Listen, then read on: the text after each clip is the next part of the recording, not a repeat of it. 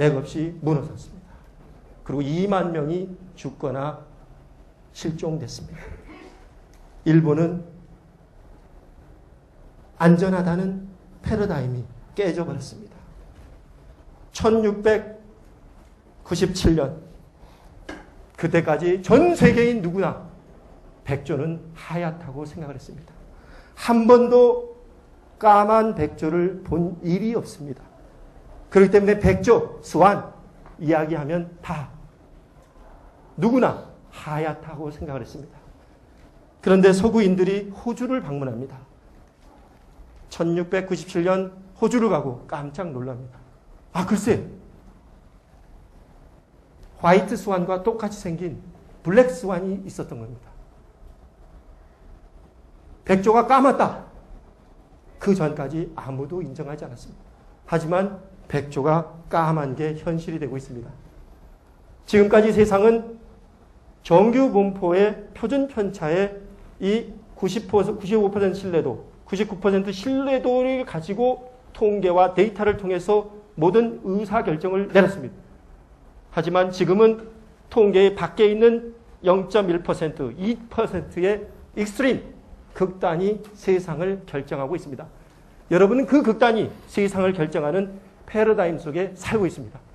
아무도 일본이 이와 같은 대규모 강진이 일본을 강타할 것이다.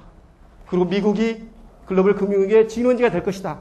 아무도 예상하지 못했지만 그 예상하지 못했던 극단적인 상황, 그것을 우리는 블랙 스완이라고 합니다. 그 현상이 지금 세계에 나타나고 있습니다. 이것도 나타나지 않을 것 같은 현상이었습니다. 이게 자스민이라는 꽃입니다. 튀니지의 자스민 혁명이 이 꽃으로부터 시작이 됐습니다. 23년 독재 정권을 그렇게 쉽게 맥없이 군사력도 아닌 트위터 하나로 무너질 것이라고는 아무도 생각하지 못했습니다.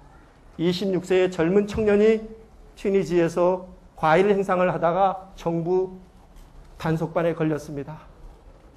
그래서 그 일자리는 없고 먹고 살기는 힘들고 그 울분에 분신 자살을 했습니다. 그 이야기를 형이 트위터로 페이스북으로 전 세계에 알렸습니다. 정권이 무너지는 단초를 제기했습니다. 과거 일어나지 않을 것 같은 현상들이 여러분 앞에 일어나는 이 익스트림의 세상이 21세기입니다. 앨런 그린스펀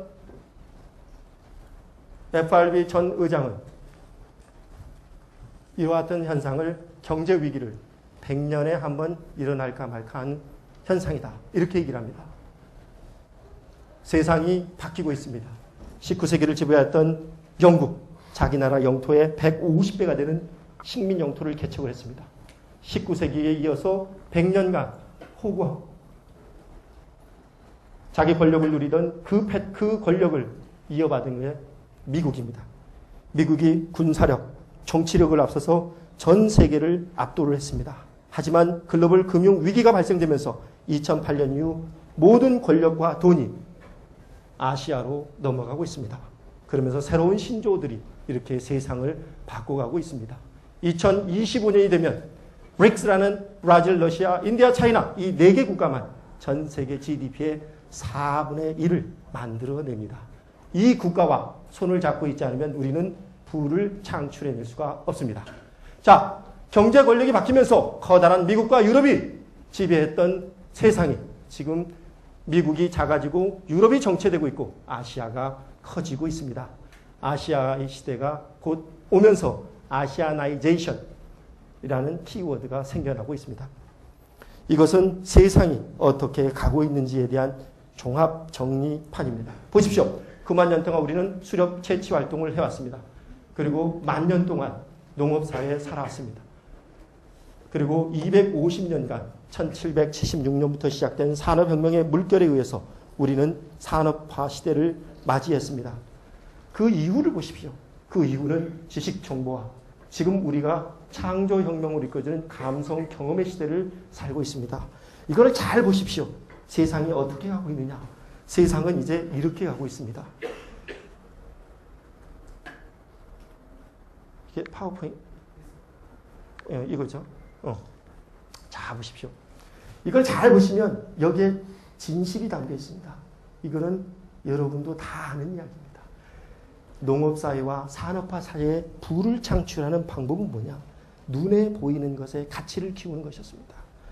농사를 지으면서 부의 기준은 천석지기, 만석지기, 땅의 크기가 큰 사람이 부자라는 이야기를 들었습니다. 산업이 물건을 생산하는 시대에서 산업혁명에 의해서 기계가 물건을 생산하는 시대로 바뀌었습니다. 이때 부의 크기는 눈에 보이는 것의 가치, 공장의 크기를 크게 하는 곳이 부자였습니다. 요소 투비를 많이 해서 돈을 많이 투비해서 공장을 크게 짓고 조립 라인을 많이 만들어서 물건을 많이 생산하고 그리고 사람을 많이 투입해서 24시간 물건을 생산하고 이런 시대에 부의 원칙은 뭐냐? 눈에 보이는 것의 가치, 미저블한 것의 가치입니다. 하드한 것의 하드한 것의 가치를 키우는 시대였습니다.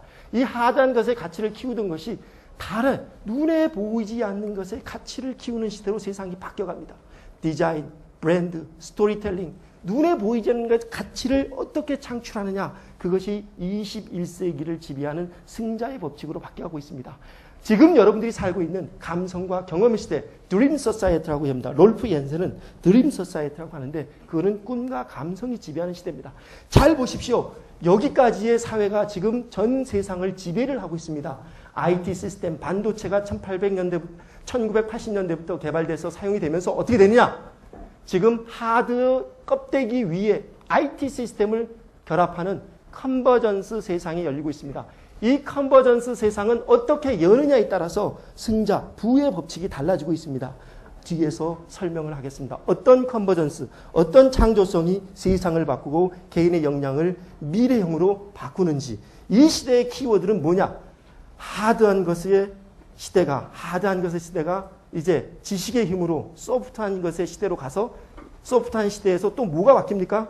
소프트한 것의 시대에서 이 IT 시스템이 붙으면서 스마트 시대로 세상이 나아가고 있습니다. 이와 같은 법칙을 이제 여러분들이 하루빨리 업데이트해서 여러분의 삶과 생활 그리고 패턴을 바꿔야 됩니다.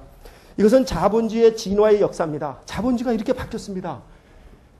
나폴레옹 전쟁에서 승리한 영국은 아담 스미스의 자유방임주의 정신을 받아들여서 시장에 맡깁니다. 정부가 경제에 개입을 하지 말고 규제하지 말고 시장의 메커니즘대로 내버려둬라. 그러면 시장이 알아서 모든 문제를 해결할 것이다. 근데 1969년 대공황이 발생했습니다. 야 봐라. 시장이 해결하지 못하는 것도 있다. 시장이 어떻게 모든 것을 다 하느냐. 정부가 적극적으로 개입을 해서 정부가 시장이 작동되지 않는 곳을 치료를 해줘야 되는 거 아니냐. 그래서 시작된 게 이제 새로운 수정자본주의. 케인지안 학자들이 들고 일어났습니다. 이 시대 우리가 뭘 했냐? 케인지안 시대 유럽은 이때 100년 동안 대호황을 만든 유럽은 지금 경제 재정 위기를 초래할 수 있는 복지, 사회주의 운동이 대거 일어났습니다. 나눠주자. 그래서 정권이 또 다른 연장을 위해서 복지 포퓰리즘을 계속 쏟아냈습니다. 지금 후세들이 그 위기의 늪에 빠져 허우적거리고 있습니다. 야, 그거 봐라. 정부가 너무 개입을 해서 규제하고 단속하고 이렇게 하니까 시장이 제대로 또 문제를 일으키지 않느냐. 그 문제가 바로 1973년과 1979년에 일어난 오일 쇼크입니다. 경제는 호황과 불황을 거듭합니다. 그러면서 시장과 정부가 계속 싸우고 규제 빡치기를 합니다. 그러면서 오일 쇼크에 의해서 봐라. 정부가 못하는 역할이 너무 많지 않냐.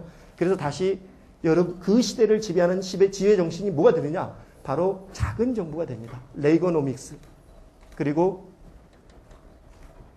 대처리즘 이게 세상의 지배 논리가 됩니다. 그러면서 이게 시작이 됩니다. 신자유주의 자본주의 시장 만능주의가 시작이 됩니다. 시장 만능주의가 되면서 사람들의 탐욕이 발동되기 시작합니다. 비시장 영역까지 시장주의가 도입되면서 시장의 메커니즘이 작동이 안 되는 일이 발생됩니다. 급기야 사고가 터졌습니다. 지금 우리가 겪고 있는 이 사고 2008년, 2010년 미국의 글로벌 금융위기와 그리고 유럽의 재정위기 그러고 나서 이제 여러분들이 지금 현장에 있는 겁니다. 21세기가 요구하는 자본주의가 뭐냐? 그것은 깨어있는 자본주의다. 따뜻한 자본주의다. 라는 이야기가 나오고 있습니다. 그 이야기 속에 우리는 오고 있습니다. 그것을 사람들은 자본주의 4.0이다.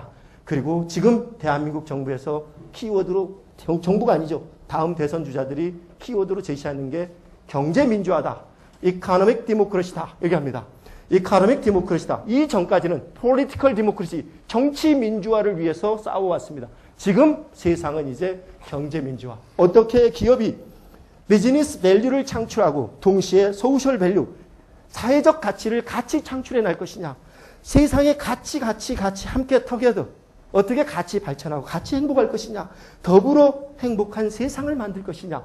이것이 세상의 키워드가 되고 있습니다. 그렇기 때문에 미국에서 일어난 아큐파이 월스트리트라는 시위, 그 런던에서 일어난 폭동, 이런 것들이 지금 세상을 지배하고 있는 가진 사람, 대기업에 대한 분노고 그리고 폭발입니다. 자, 여러분 저와 함께 이제 20세기에서 21세기로 살아가는 새로운 지혜를 고민해 보기로 합시다. 자, 어떻게 할까요? 우리 앞에 놀라운 변화와 발전이 다가오고 있습니다. 5가지 커다란 변혁이 우리 앞에 놓여 있습니다. 제가 좀 이걸 치워드렸으면 좋겠는데 좀 불편하실 것 같아서 혹시 이거 좀 치워주실 수 있나요?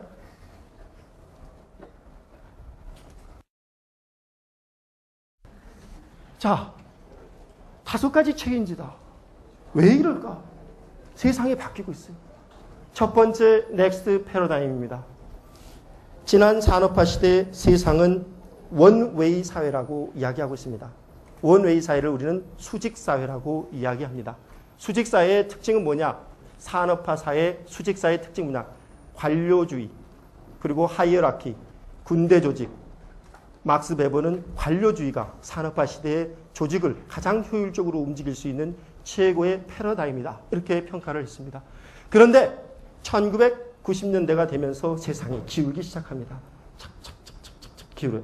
완전히 기웁니다. 지금 우리가 사는 시대는 완전히 기운 사회에 살고 있습니다. 그 사회를 우리는 수평사회라고 합니다. 이 수평사회의 가장 큰 특징은 뭐냐? 수평사회는 파트너가 있다는 이야기입니다.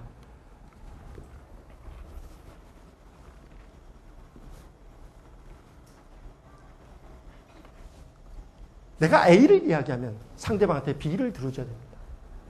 내가 A만 내 것만 계속 얘기를 하면 상대방이 나를 왕따를 시킵니다. A와 B가 있는 파트너. 이 쌍방향 사회에서 가장 큰 특징은 뭐냐? 소통입니다. 소통이 되지 않는 조직은 성공할 수가 없습니다. 국가와 국민이 소통을 하고 기업과 고객이 소통하고 공급자와 수요자가 소통하고 교사와 학생이 소통해야 됩니다. 왜냐? 세상이 이걸 원하고 있습니다. 우리가 투웨이 시스템을 못 만들면, 기업도 투웨이 시스템을 못 만들면 절대 성공할 수 없습니다. 개인도 투웨이 시스템을 못 만들면 성공할 수가 없습니다. 개인에게 문자 메시지 많이 와요. 그거에 대한 피드백을 제대로 안 해주는 사람은 그 다음에 문자를 또 더 이상 받을 수가 없습니다. 세상이 피드백을 요구하고 있습니다. 고객이 나에게 민원을 제기하면 그 민원에 대해 엑셀런트한 피드백이 돌아가길 원하고 있습니다. 이 투웨이 사회를 우리가 어떻게 만들어갈 것인지 여러분들이 이제 고민을 하셔야 됩니다. 두 번째 빅 패러다임입니다.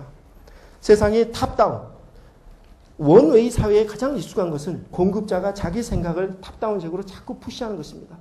기업이 자기 책상 위에서 고민한 아이템을 시장에 자꾸 푸시를 했습니다. 삼성전자가 부속을 만들고 조립을 하고 그리고 디자인을 하고 그걸 시장에 내놨습니다. 그런데 이 프로세스를 통해서 시장에 내놨더니 시장에서 반응이 좋으면 대박이 나지만 시장에서 대박이 안 나는 경우가 많습니다. 그래서 푸시의 방식을 뭘로 바꿨냐? 풀의 방식으로 바꿨습니다. 여러분들이 아다시피 푸시라는 것은 미는 거고 풀이라는 것은 당기는 겁니다. 이게 당겨야 돼요. 상대방의 입장에서 고객이 무엇을 원하는지 그걸 찾아서 거기에 맞는 것을 내가 푸시를 해줘야 됩니다. 풀을 하기 위해서 삼성전자가 어떻게 받느냐? 세상에 등장하지 않은 핸드폰을 먼저 10개를 디자인을 합니다. 디자인하는 프로세스를 먼저 하는 것이죠. 프로세스 이노베이션입니다. 먼저 디자인해서 먼저 공개를 합니다. 자, 네티즌 여러분, 여러분이 당장 지금 핸드폰을 사신다면 어떤 걸 사시겠습니까? 라고 물어봐요. 저는 이거 사겠습니까? 다 해서 클릭을 합니다. 그 중에 가장 잘 팔릴 것 같은 제품이 하나가 선택이 되겠죠. 그 제품은 이미 고객의 생각을 먼저 읽은 것입니다. 고객의 생각을 먼저 읽는 거예요. 고객이 원하는 제품이요. 그 제품의 설계도를 엔지니어에게 줍니다. 엔지니어 여러분, 고객은 지금